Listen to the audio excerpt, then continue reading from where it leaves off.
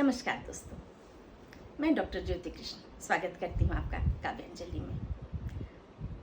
दोस्तों, आज की मेरी इस रचना का संबंध महाभारत काल से है। एक बार दुर्योधन के आवास पर ऋषि दुर्वासा और उनके 10,000 शिष्य पहुँचे।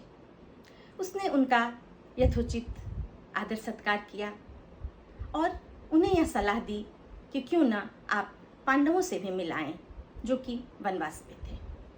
उसने ऐसा ईर्ष्यावश किया था। उसके बाद क्या हुआ, इस पूरे वृत्तांत को मैंने अपने शब्दों में कहने की कोशिश की है। दोस्तों, प्रस्तुत करती हूँ कि महाभारत काल की है अनोखी यह कथा।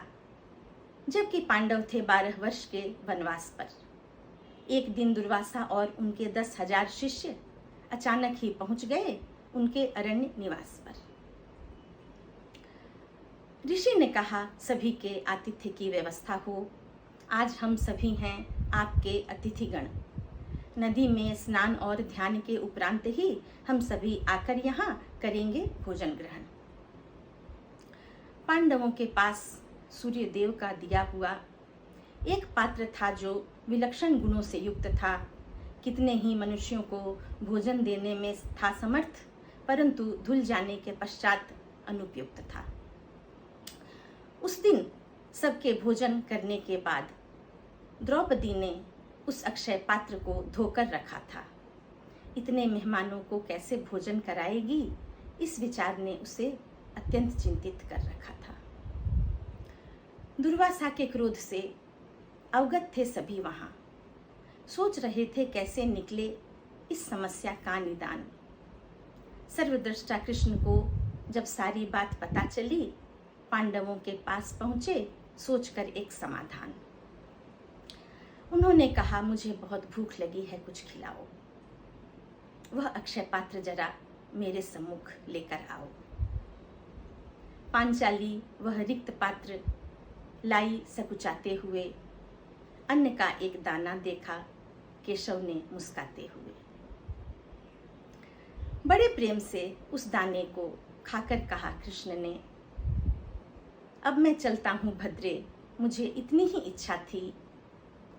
द्रौपदी के समक्ष किंतु संकट अभी कायम था। चिंतित मन से उसे अपने मेहमानों की प्रतीक्षा थी। कृष्ण भगवान तो एक दाना खाकर चले गए, अब बाकियों का क्या होगा।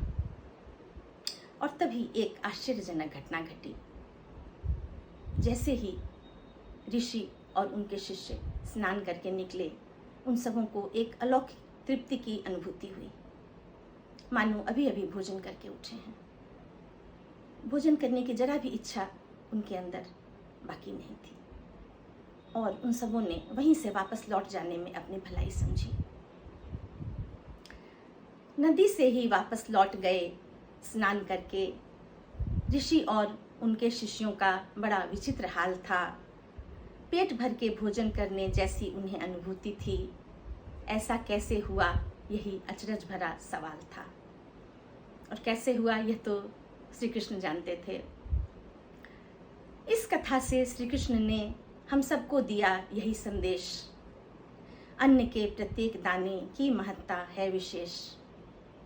सारा ब्रह्मांड जिस योगेश्वर कृष्ण में ही व्याप्त है, सारा ब्रह्मांड जिस योगेश्वर कृष्ण में ही व्याप्त है, उनका भोजन करके तृप्त हो जाना पर्याप्त है।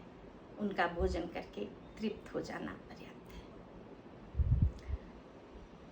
दोस्तों, शायद तभी से यह परंपरा चली आ रही है कि हम भी जब अपने घर में भोजन तैयार करते हैं, उसे सबसे पहले भगवान को भोग लगाते हैं। वह नैवेद्य हो जाता है, उसके स्वाद और गुणवत्ता अद्भुत हो जाती है और कितने भी अतिथि आ जाएं, वह भोजन कम नहीं पड़ता है। ऐसा होता है। तो हमारा भी कर्तव्य है कि हम एक दाना भी भोजन न स्वयं बर्बाद करें, न किसी को बर्बाद करने दें।